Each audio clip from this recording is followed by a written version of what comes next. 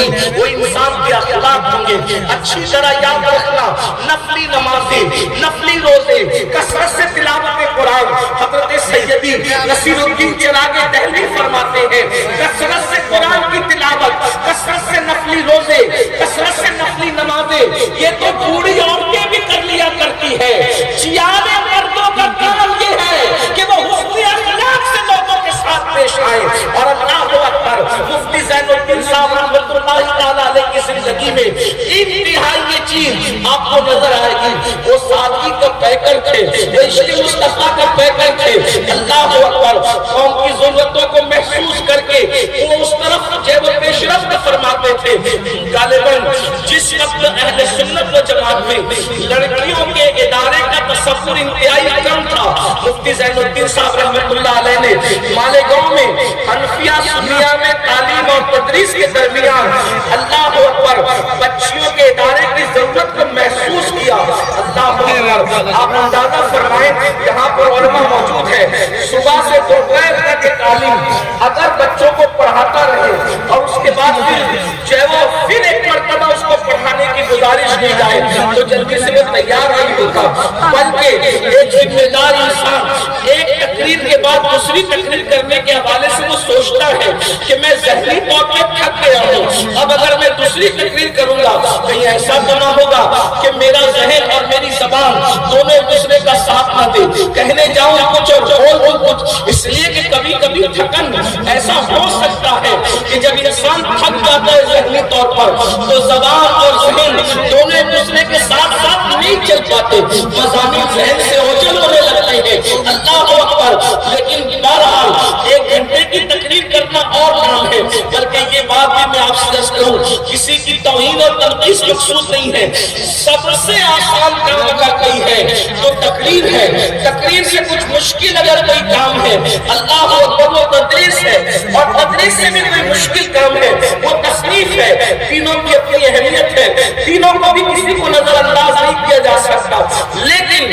اگر 6 گھنٹے تک مدرسے میں ایک جگہ بیٹھ کر انسان پڑھائے اور پڑھانے کے بعد پھر اس کو دوبارہ پڑھانے کے لیے کہا جائے تیار نہیں ہوتا۔ لیکن حضور زینت العطیہ کو کسی نے کہا نہیں تھا کہ بچی کی تعلیم کی ضرورت ہے۔ حضور زینت العطیہ رحمت اللہ علیہ نے حنفیہ میں قیام کے دوران ایک مکان کے اندر اظہار العلوم کی بنیاد رکھی، بچیوں کے ادارے کی بنیاد رکھی، اور آپ خود پڑھایا کرتے تھے۔ اور آپ کو پتہ ہونا چاہیے آپ نے اپنے دور میں جن بچیوں کو تعلیم دی ہے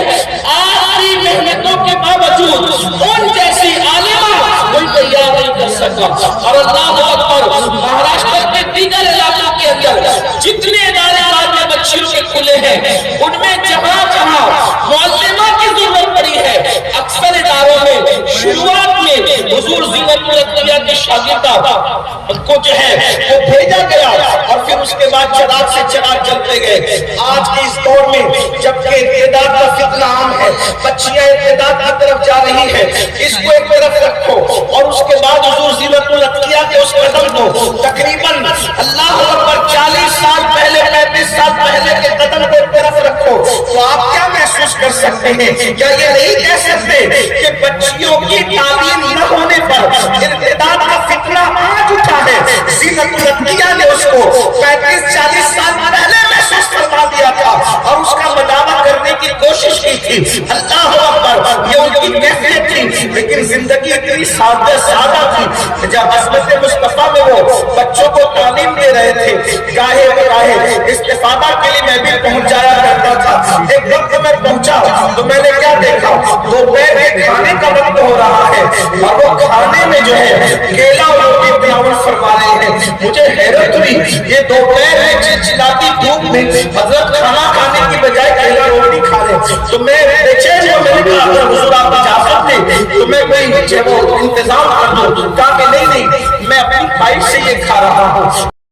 کے لیے۔ تو میں نے دیکھا، میں نے سوچا کہ تازہ وضو کر لوں، استنجا کے لیے گیا تو میں نے دیکھا حضرت کے ہاتھ میں جھاڑو ہے، اور وہ بیت الخلا میں جانے سے پہلے جو جانے لگے وہ اپنے ہاتھ سے صاف کر رہے ہیں۔ میں نے اپنی آنکھوں سے دیکھا، میں نے پڑھ کے کہا کہ آئیے میں کر دیتا ہوں، کہا کہ نہیں میں کرتا ہوں۔ آپ اندازہ فرمائے ایک ایسی شخصیت آپ کے علاقے میں ہو سکتا ہے ان کی زندگی کا زیادہ تر وقت باہر گزرا ہو تو یہاں کے لوگوں نے کم محسوس کیا ہے، لیکن مجھے نہیں لگتا کہ لوگوں نے کم محسوس کیا ہو، اس لیے کہ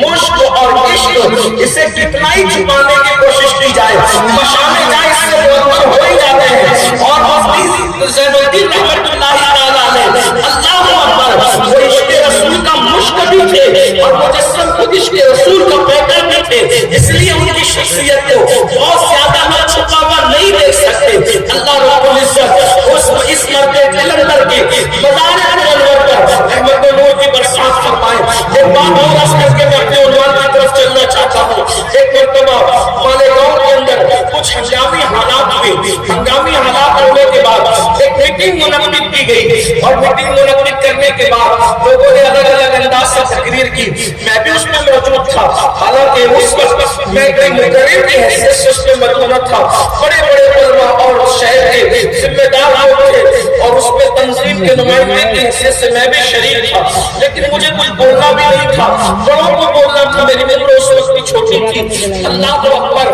گفتگو ہوتی رہی، ہنگامی حالات ہیں، فساد کے حالات ہیں، یہ نقصان ہو گیا، وہ دکانیں جل گئی، ایسا ہو گیا ویسا ہو گیا۔ ایک صاحب نے اٹھ کر کے کہا ان حالات میں ہمیں اپنے مسلک کو اور اپنے سلسلے کو بالائے طاق رکھ دینا چاہیے اور اللہ اکبر ایک دوسرے کی مدد کرنا چاہیے۔ یہ بول کر کے وہ صاحب بیٹھے، اللہ اللہ، حضور مفتی زین الدین کی صدارت میں وہ محفل تھی، آخری میں صدر کو بولنا تھا، لیکن جیسے ہی وہ بیٹھنے کے بعد مفتی صاحب لگے سے اعلان کھڑے ہو گئے اور کھڑے ہونے کے بعد فرمایا اتنی تو ان کی بات سے میں متفق ہوں کہ ایک دوسرے کی مدد کرنا چاہیے، امداد ضرور ہونا چاہیے، لیکن فرمایا جو انہوں نے کا اشارہ کر کے جو انہوں نے کہا کہ سلسلے اور مسلک کو بالائے طاق رکھ دیا جائے، فرمایا وہ کسی اور کا سلسلہ ہوگا اور کسی اور کا مسلک ہوگا تو باقوں پہ رکھا جاتا ہے، میرا سلسلہ میرا مسلک تو ہے،